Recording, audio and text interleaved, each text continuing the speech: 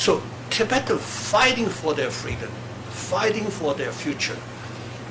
So that's why I told Dalai Lama, it's not like you have to appreciate we Chinese support you. No, not at all. We Chinese have to support you. We have to appreciate whatever you did.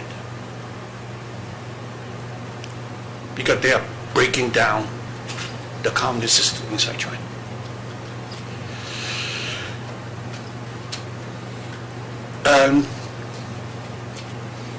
It seems today have a problem is the majority Chinese inside is on the side of the government, on the communist side. I was, in 1985, I came to the West. So amazing that everywhere they have a Tibet group, even don't have a Tibetan, but the West so supported the Tibetan and Tibetan government. Okay. So I think this is very good for the people thinking about it. Chinese plate is made by China, not made by metal, not made by paper. If you want to remove a part of it, that means you're breaking down the systems, its common systems. So this is my first point. The second point is recently I make some study.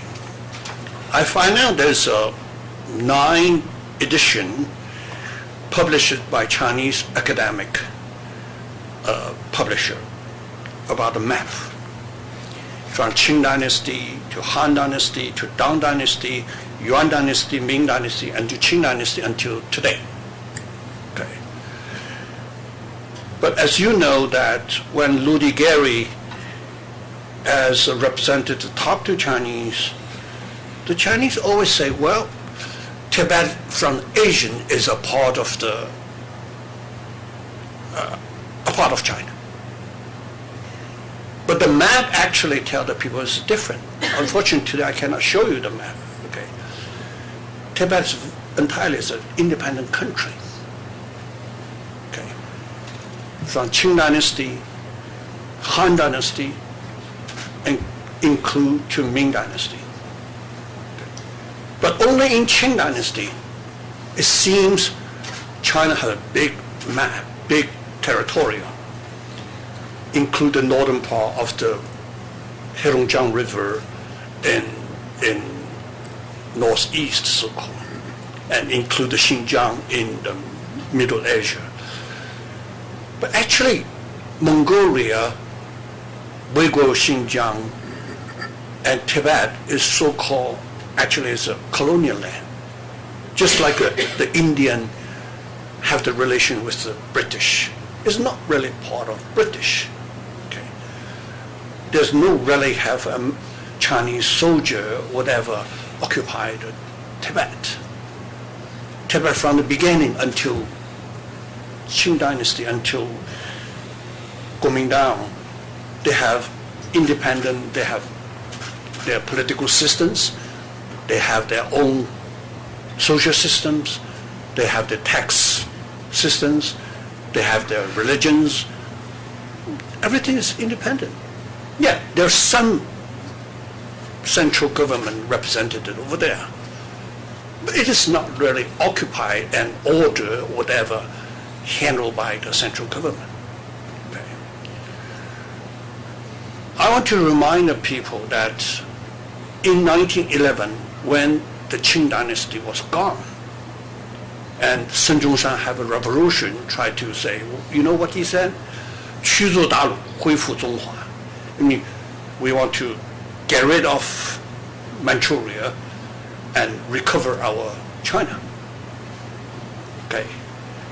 And I want to remind you, even later in 1960, 1970, there is a argument between the border with the Soviet Union and China. And Soviet Union said, well, the border is your Great Wall. Yeah. What is a Great Wall? Great Wall is the border, right?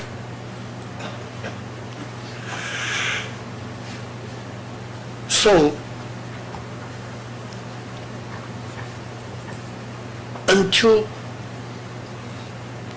1959, People's Liberation Army finally occupied Tibet, as Mao Zedong did, communists did, invaded and take it over. There's no Tibetan government in Tibet now. And Tibet is totally occupied by the communist regime. So what is the government said is from Asia that Tibet is a part of China. Unfortunately, this is not true. This is a lie. Okay. So this is second point I want to show it to, that even Chinese academic publisher published a photography book, Dynasty by One, the other dynasty. China is not part of the inner map of the Chinese territorial. Okay. The last point is talking about freedom in Tibet. You know, I was amazing that when 1985 I came to United States and looking for my freedom, and I'm very happy that I was approved by American government, and then later I became American citizens. And I just focused on the Laogai issue. Today we have Laogai Museum on M Street. And I just want to additionally tell you that we are producing another photo about Laogai in the Tibet. Okay. Because what? Because the Soviet have the Gulag. But China don't have it. How do you handle these dissidents? How do you handle the people? You can't kill all of them. Okay? Chinese executed many prisoners. Always is number one. Never tell the truth. But still have a lot of people alive. Go to the Laogai.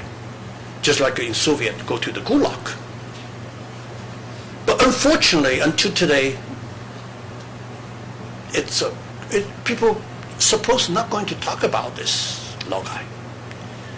But anyway, we are making another